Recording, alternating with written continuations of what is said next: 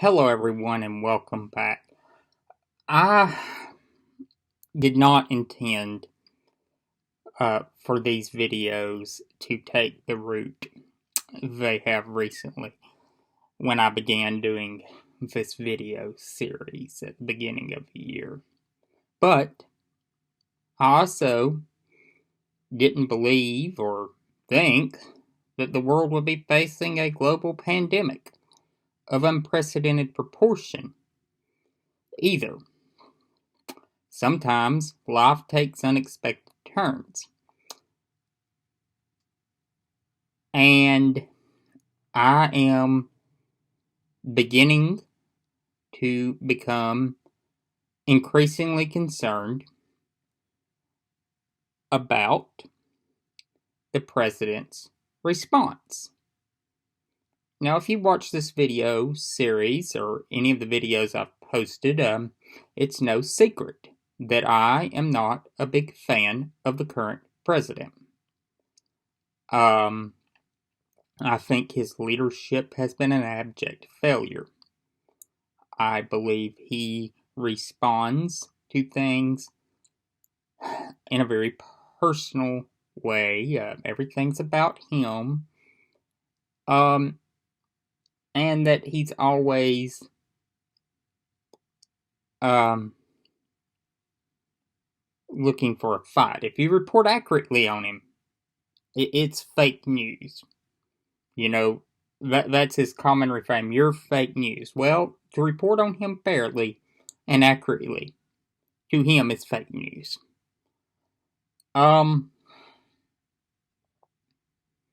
So I have tried to limit my intake of these daily press conferences that the president has. Now, I was under the belief a few weeks ago, specifically about a week ago, that these were coming to an end after the president talked about injecting Lysol and drinking bleach and the like, and the real horrified reaction that people around him had, congressional Republicans and people inside the White House. But he said, you know what, it's probably not a good idea for me to have these every day. And there was also some reporting that the very next day, his campaign manager showed him polling numbers that shows that these daily press conferences were not doing him any favor. He threatened to sue the campaign manager in that meeting, apparently, because, I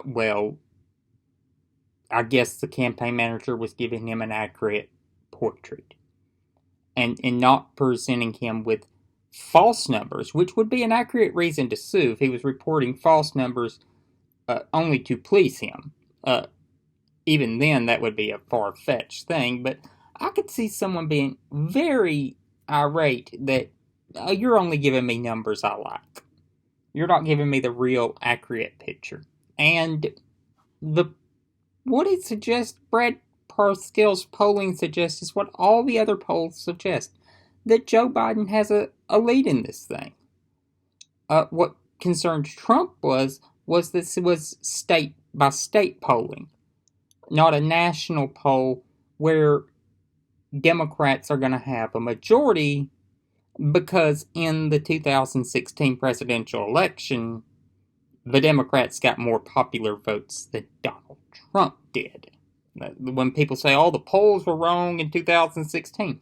No, the national polls were quite accurate. If you factor in the margin of error, the national polls were correct in the end. The state-by-state polling was a little suspect. And I will mention Donald Trump had a very small victory in 3 Midwestern states. that gave him the election, had those 3 states went to Hillary Clinton would have won. And there were very small margins in each of them. You could fit the people that elected Donald Trump president into a small football stadium.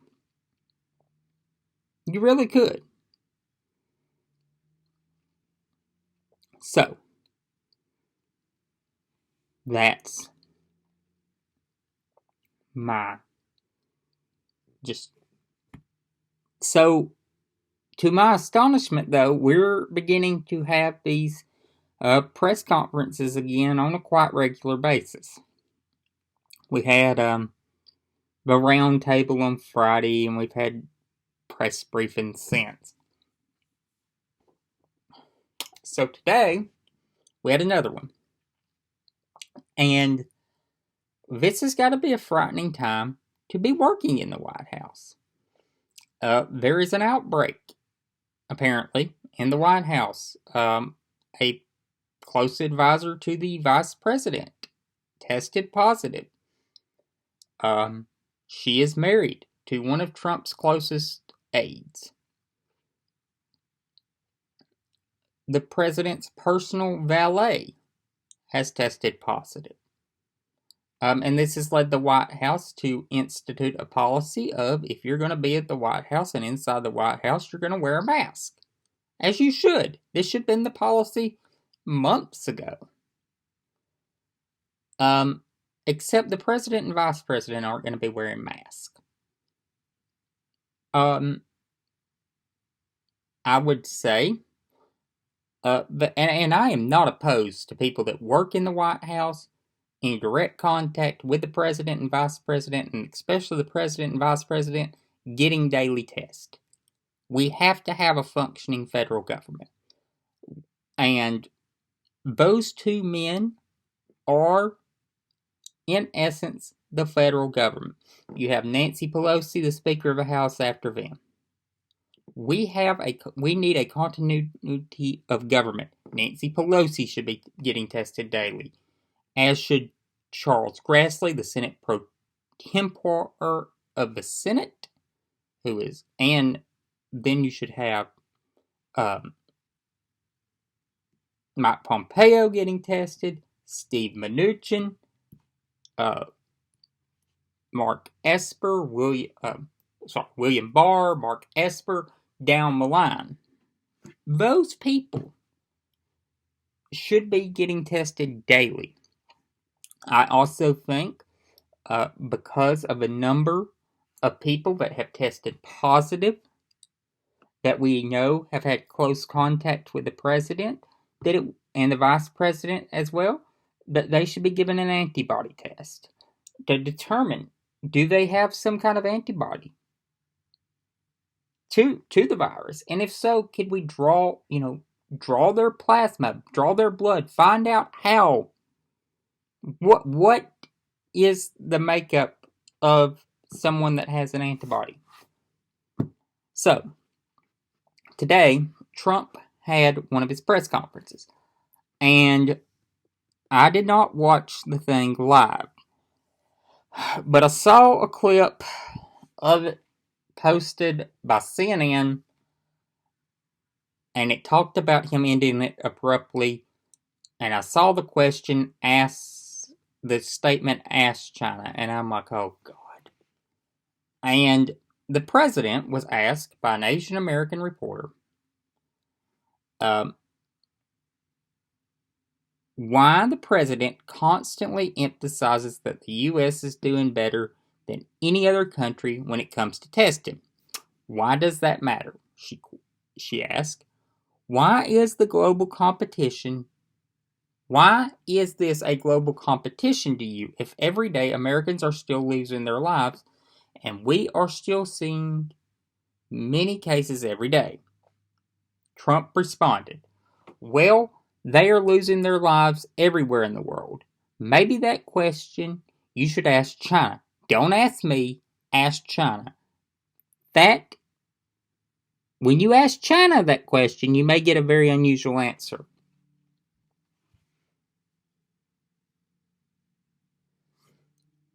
taken aback by this. This reporter was obviously stunned that the President of the United States would say something so outrageous and so blatantly racist. She asked, "Sir, why are you saying that to me specifically? I'm not saying it specifically to anybody. I'm saying it to anybody who would ask a nasty question like that." The correspondent pointed out, "This is not a nasty question." Then, Trump, who had already pointed to the reporter behind this Asian American reporter from CBS News, when he realized who he had pointed on, he's like, "Oh crap." It was Caitlin Collins of CNN, who, if you've watched any of these White House press briefings, already know that she is about to ask a really tough but really fair question. Anytime you watch these press conferences, Caitlin Collins is asking relevant questions that are tough but fair. She knows she has her facts right, she has her data right, and she's coming loaded with a really good question for the President of the United States. And she was allowing her colleague to respond to the president saying, "What did you just say?" And he just walked away. He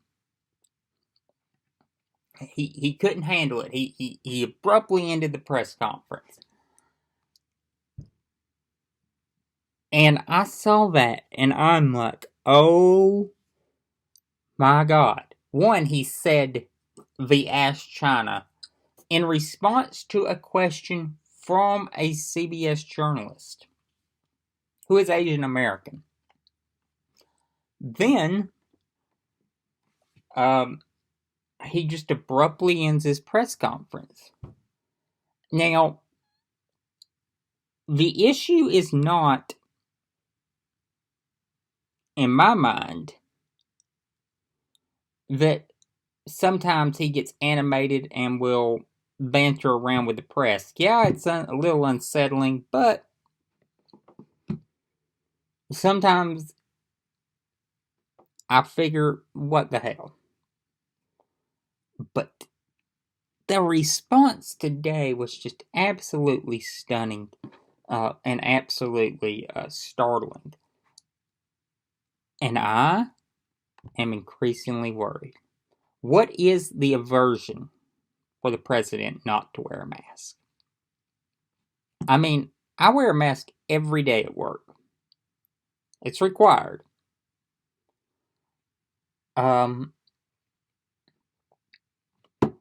They're not that bad. Once you get used to them, I think the president should be wearing a mask. He should be setting the example. His government is the one recommending we wear masks, as they should be.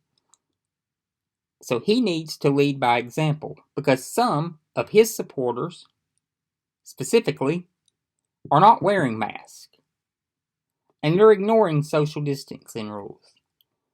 And he needs to lead by example and say, no, you should be wearing a mask. You should be listening to your public health officials. You should be following what they say. And my public health officials, who I have appointed, have told you to wear a mask.